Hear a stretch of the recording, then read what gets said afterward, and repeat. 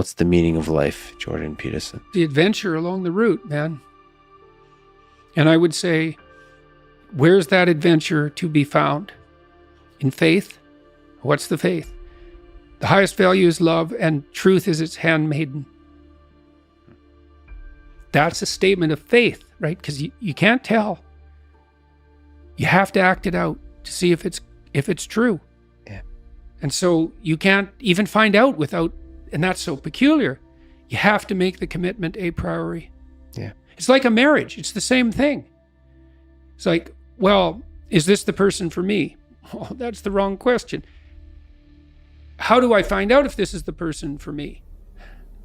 By binding myself to them.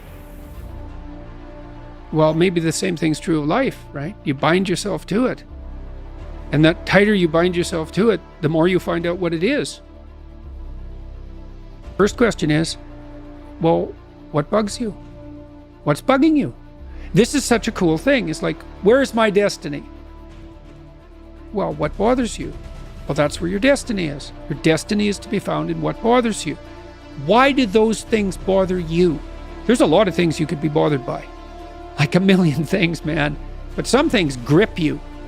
They bug you. And they might make you resentful and bitter. Because they bug you so much. Like, they're your things, man. They've got you. So then I look for a question that I would like the answer to. That I don't, and I would really like the answer to it. So I don't assume I already have the answer. Because I would actually really like to have the answer. So if I could get a better answer, great. And so that's the first thing. And that's like a prayer. It's like, okay, here's a mystery. I would like to delve into it further. Well, so that's humility. It's like, here's a mystery, which means I don't know. I would like to delve into it further, which means I don't know enough already. And then comes the revelation. It's like, well, what's a revelation? Well, if you ask yourself a question, it's a real question. Do you get an answer or not? And the answer is, well, yeah, thoughts start to appear in your head. So From somewhere. that's right, from somewhere. Where do they come from? Do you have a sense? Depends on what you're aiming at. Look around and see what bugs you in your room. Just look. It's like, okay, I'm in my room. Do I like this room? No, it bugs me. Okay, why? Well, the paint's peeling there, and it's dusty there, and the carpet's dirty, and that corner's kind of ugly, and the light there isn't very good, and my clothes closet's a mess, so I don't even like to open it. Okay, that's a lot of problems. That sucks. That's a lot of opportunity. Pick something and fix it. Something that bugs you. Yeah, but not too much. So the rule is, pick something that you know would pick a problem.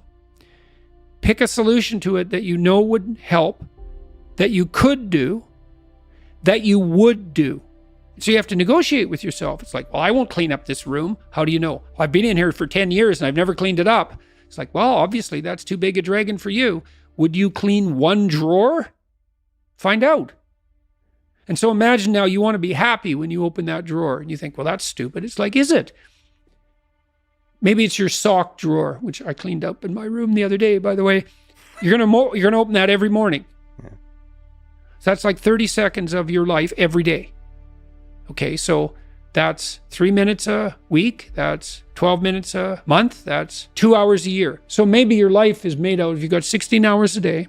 Let's figure this out. 12 in an hour, 12 in an hour, 144 in 12 hours. Yeah, let's say 200. 200 5-minute chunks. That's your life. You got 200 5-minute chunks. And they repeat. A lot of them repeat. Mm-hmm.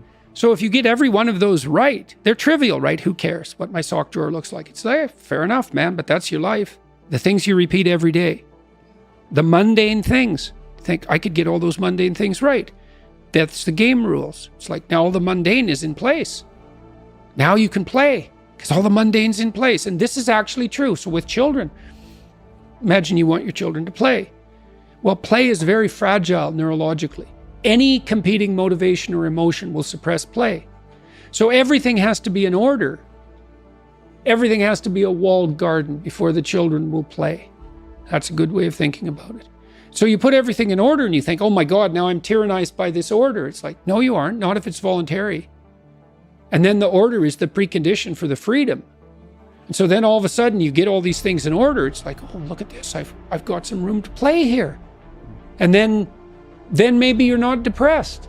Now, it's often not that simple, you know. It's not that simple. Try putting your room in order.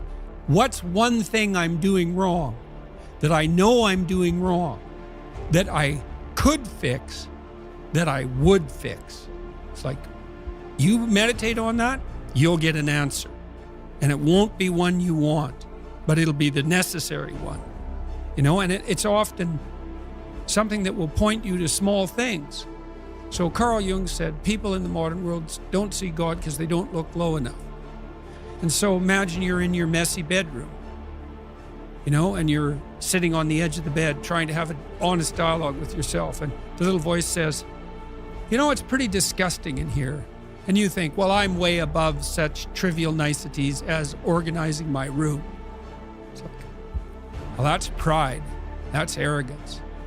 If you're above organizing what's actually yours, how in the world are you ever going to organize anything else? And so you get on your knees and you think, well, it's time to, you know, take a brush to the toilet. And maybe that's where you start. As you practice something consciously, it becomes habitual, but it's conscious. It's like when I sit down before I do a lecture, I think, okay, what's the goal here? To do the best job I can. To what end? Well, people are coming here not for political issues. They're coming here because they're trying to make their lives better. Okay, so what are we doing? We're conducting a joint investigation into the nature of that which makes life better. Okay, what's my role? To do as good a job about that as possible. What state of mind do I have to be in? Am I annoyed about the theater? Or am I clued in and thrilled that 4,000 people have showed up at substantial expense and trouble to come and listen to me talk? And if I'm not in that state of mind, I think, well, maybe I need something to eat, or maybe I need to talk to someone, because that ingratitude is no place to start. It's like I should be thrilled to be there, obviously. And so that orientation has to be there. And then is it conscious? All this is conscious. What am I serving? The highest good I can conceptualize. What is that? I have some sense, but I don't know it in the final analysis, which is why the investigation is being conducted. Who's doing it? Me, whoever I'm communing with, and the audience. And so I try to get myself, and I chase everybody away for that. It's like I have to do that by myself. We're built to walk uphill. And when you reach the pinnacle of the hill, you want to stop and appreciate the vision, but the next thing you want is a higher hill in the distance, because it's the uphill climb that it's from the uphill climb that we derive our value. And I mean this technically. So almost all the positive emotion we feel, especially the emotion that fills us with enthusiasm, and that's to be filled with the Spirit of God, by the way, because that's what enthusiasm means. That's experienced in relationship to a goal. And so in some sense, and this is part of the religious enterprise, you want a goal that you can never attain, right? So you can always move closer to the goal that recedes as you move towards it. You think, well, that's frustrating. It's like Sisyphus pushing the rock uphill. But it's not, because as you pursue that goal, you put yourself together and your life does get better and richer and more abundant. And that's why the highest levels of virtue and goal are in some sense transcendent. You want them to be above everything you're doing so you can continually move towards something that's more sublime and better. That's what you are. You're here to live, not to sleep.